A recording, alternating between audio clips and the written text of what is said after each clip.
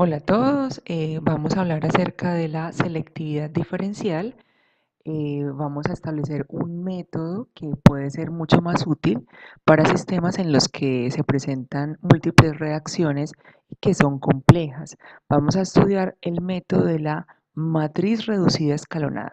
Lo primero que vamos a analizar es cómo definir esa selectividad diferencial. Entonces, para definirla vamos a utilizar la función de selectividad, pero vamos a cambiar un poco la definición que tradicionalmente se conoce para la selectividad, ¿sí? Entonces, en este caso, la selectividad va a ser selectividad de P, que será un producto deseado o clave, con respecto a un reactivo clave, ¿sí? Entonces, en la parte superior vamos a encontrar la velocidad de consumo de ese reactivo clave para generar ese producto clave.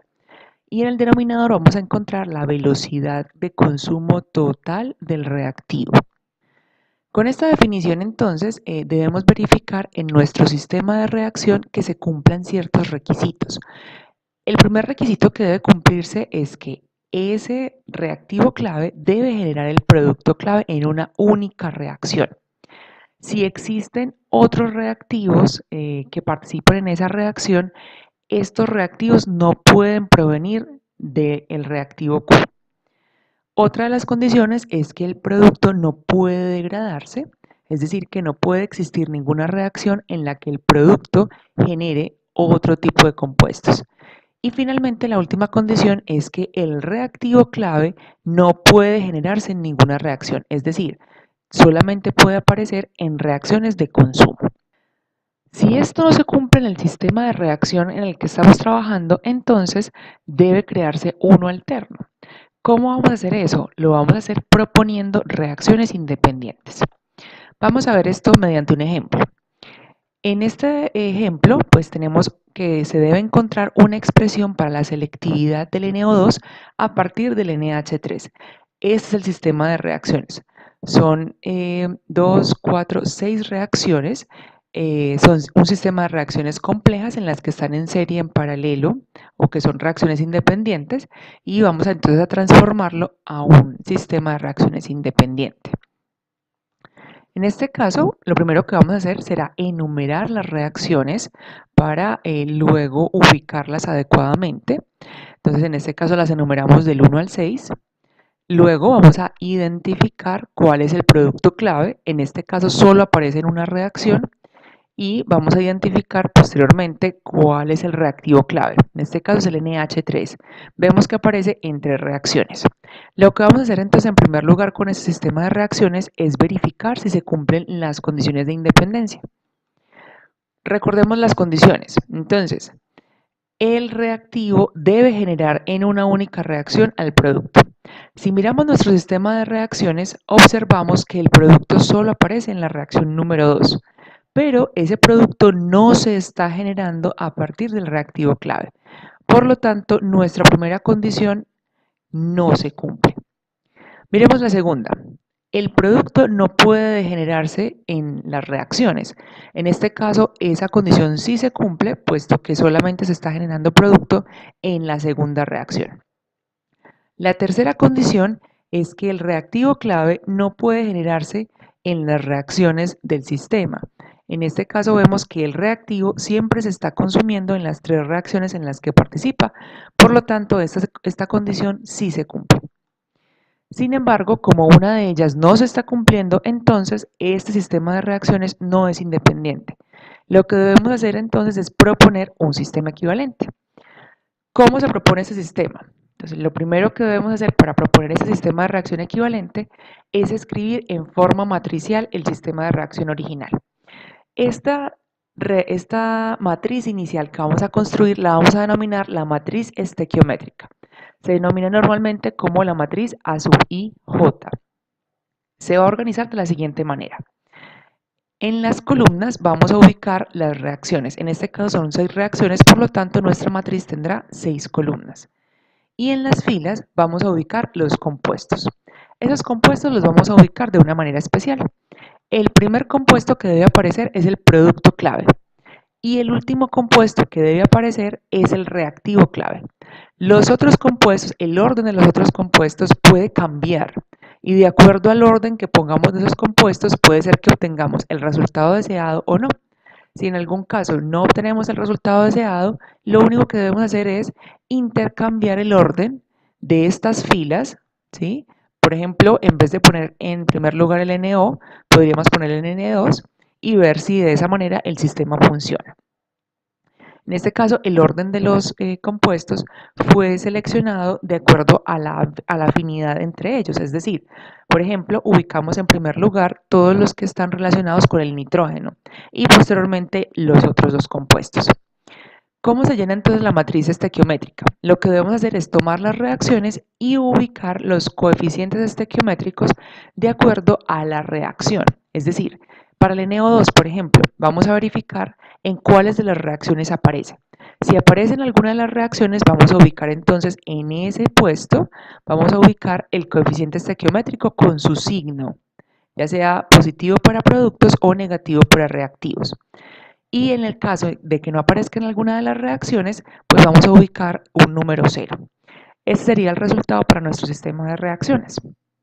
Aquí están ubicados entonces todos los coeficientes estequiométricos de los compuestos en la reacción. Observamos entonces que tienen sus signos respectivos y su coeficiente estequiométrico. Una vez que tengamos esta matriz estequiométrica, debemos hacer una transformación de esa matriz. Vamos a utilizar un complemento de Excel que fue desarrollado en la Universidad Pontificia Bolivariana, denominado Pivot Solver. Con este Pivot Solver lo que vamos a hacer es introducir la función m reducida. ¿A quién vamos a reducir? Vamos a reducir a la matriz estequiométrica que obtuvimos, pero transpuesta. Es decir, el primer paso sería transponer la matriz estequiométrica y a esa matriz estequiométrica transpuesta le vamos a aplicar la función m reducida. Recuerden que para ejecutar funciones con matrices en Excel se debe utilizar la combinación de teclas Control Shift Enter. Vamos a mirar entonces cómo sería esa matriz reducida. En este caso vamos a obtener una matriz que está reducida y adicionalmente está escalonada. Observemos entonces que esto es un sistema de reacciones alterno, por eso hemos denominado RI' a cada una de estas reacciones. Entonces, en esta parte observamos que obtenemos una matriz escalonada, ¿sí? Como pueden observar, entonces tenemos que el NO2 en la reacción 1 participa como producto, el NO en la reacción 2 participa como producto y el N2 en la reacción 3 participa como producto. Entonces vamos a obtener una matriz escalonada. Y este conjunto de tres reacciones, estas tres que aparecen en la primera parte, vamos a ver que son reacciones independientes.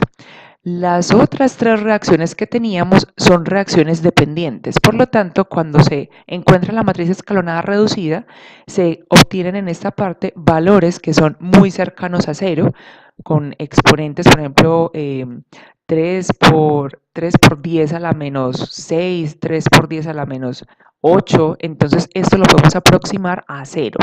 Estas serían entonces la equivalencia a reacciones dependientes de nuestro sistema inicial de reacción. Solamente vamos a trabajar con las reacciones independientes. Vamos a verificar entonces las condiciones de independencia en este nuevo sistema. La primera condición es que el reactivo genere en una única reacción al producto. Vamos a ubicarnos entonces en nuestro sistema. ¿Dónde está el producto? Este es el NO2. Entonces vamos a verificar si realmente se cumple la condición. En este caso vemos que este producto NO2 es generado a partir del reactivo NH3, que es nuestro reactivo clave. Vemos que el NO2 no se genera en ninguna otra reacción. Entonces, esta primera condición se cumple. Miremos la segunda. El producto no debe consumirse en ninguna otra reacción. Si observamos entonces la columna del producto, vemos que solamente se genera en la reacción número 1. En las otras reacciones no aparece, por lo tanto la condición se cumple. Y finalmente tenemos que comprobar que el reactivo no se genere en ninguna de las reacciones. Observamos la columna del reactivo y vemos que los coeficientes estequiométricos todos son negativos. Esto quiere decir que el reactivo se está consumiendo en todas las reacciones. Por lo tanto, la condición también se cumple. Esta sería nuestro sistema de reacciones alterno. En caso tal de que se haga el proceso y no se encuentre el cumplimiento de estas tres condiciones, lo que debe proponerse es lo que les mencionaba anteriormente, cambiar el orden de los reactivos, la ubicación de estos reactivos del centro, y con eso podrían volver entonces a obtener otro sistema alterno y verificar si las condiciones se cumplen. Vamos entonces a quedarnos solamente con estas reacciones independientes. Hemos tomado esa matriz reducida, escalonada, y la hemos transpuesto. Aquí se presenta el resultado. Entonces vemos que en las filas aparecen los componentes y en las columnas aparecen las reacciones. Este va a ser nuestro sistema de reacciones equivalente y lo vamos a denominar la matriz A sub IJ', ¿sí? Este es el sistema de reacciones equivalente. Con este sistema de reacciones equivalente vamos a proponer una expresión para la selectividad. Recordemos entonces que la selectividad se daba como las reacciones en las que se produce el producto clave sobre la velocidad neta de consumo del reactivo clave, ¿sí? Entonces la velocidad de consumo del reactivo solamente para generar el producto sobre la velocidad global de consumo del reactivo clave. Con esta expresión entonces, como vemos que está en términos de estas reacciones equivalentes, pues debemos encontrar cómo relacionar estas reacciones equivalentes con las reacciones originales, que son de las que conocemos la estequiometría y son de las que conocemos la cinética. Entonces, para hacer esto, vamos a proponer una equivalencia entre estos dos sistemas. ¿Listo? Entonces aquí recordemos que en esta matriz estequiométrica reducida, el sistema equivalente, entonces tenemos en este caso en primer lugar nuestro producto clave y en último lugar el reactivo clave. Para encontrar la relación entre la matriz A sub IJ' y la matriz estequiométrica, vamos a proponer una matriz de transformación. Para encontrarla entonces debemos utilizar estas operaciones entre matrices. Las operaciones que vamos a utilizar entonces son transponer la matriz A sub IJ', multiplicarla por la matriz A sub IJ', luego este producto, de encontrar la inversa de este producto, y posteriormente este inverso lo vamos a multiplicar por la matriz A sub IJ' transpuesta y finalmente la vamos a multiplicar por la matriz estequiométrica. En Excel tendríamos que hacer la siguiente función, aquí se las pongo, esos serían los pasos que debemos seguir. Recuerden entonces que para ejecutarlo deben presionar Control Shift Enter. Este sería el resultado. Vemos que en las filas aparecen las reacciones equivalentes que habíamos encontrado y en las columnas aparecen las reacciones originales. Es decir, esta matriz nos está relacionando estas dos reacciones y con eso podemos traducir la selectividad. Es decir, como podemos ver, la velocidad de reacción 1 equivalente es igual a 2 veces la velocidad de reacción 2 de la matriz original.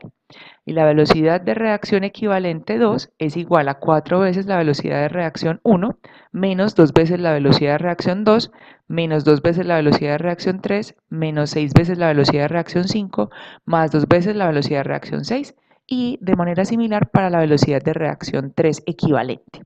Con este sistema entonces ya podríamos modificar la ecuación de selectividad que habíamos escrito anteriormente. Antes de esto, vamos a ver cómo podemos realizar todas estas operaciones en Excel.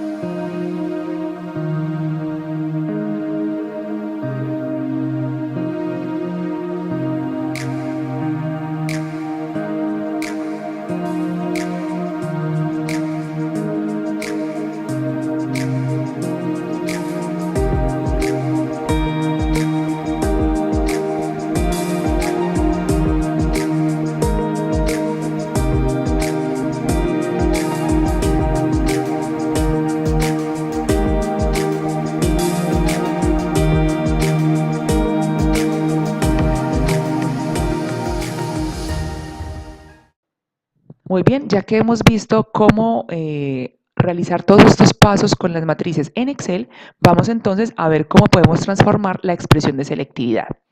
La expresión de selectividad que teníamos inicialmente estaba en términos de las velocidades de reacción equivalentes. Aquí ya las hemos transformado en términos de las velocidades de reacción originales. Para obtener este resultado se han hecho algunas operaciones matemáticas para simplificar la ecuación. También podríamos escribir esta ecuación de la selectividad de esta manera, transformando el denominador en unos factores. Estos factores normalmente se denominan factores de selectividad y son los que finalmente nos van a ayudar a establecer cuál es el sistema de reacción adecuado para que estas reacciones den la mayor selectividad posible. Entonces, con esto podríamos establecer qué tipo de reactor es el que más le conviene al sistema de reacciones. Para hacer esto, entonces, lo que debemos hacer es encontrar cómo maximizar la selectividad. Una de las formas que se puede hacer para maximizar esta selectividad es minimizar estos tres factores de selectividad, así como aparecen en el denominador. Si minimizamos estos factores, el denominador de la selectividad se va a hacer pequeño y por lo tanto la selectividad se va a maximizar. Otra forma en la que también se puede analizar es maximizando el inverso de estos factores de selectividad. Esta forma es bastante común ya que normalmente es más fácil analizar cómo maximizar, cómo mejorar un sistema que cómo hacer que el sistema sea peor. Entonces, por lo tanto, esta forma la van a encontrar muchas veces en diferentes textos. Se propone realizarla así, maximizando el inverso de estos factores de selectividad. Con, con este tratamiento de estos factores, pensando en cómo maximizarlos, entonces se podría establecer qué tipo de reactor es el que va a mejorar las condiciones de reacción. Espero que les haya quedado bastante claro y espero que puedan aplicarlo posteriormente en algunos de los ejercicios que ustedes deban desarrollar.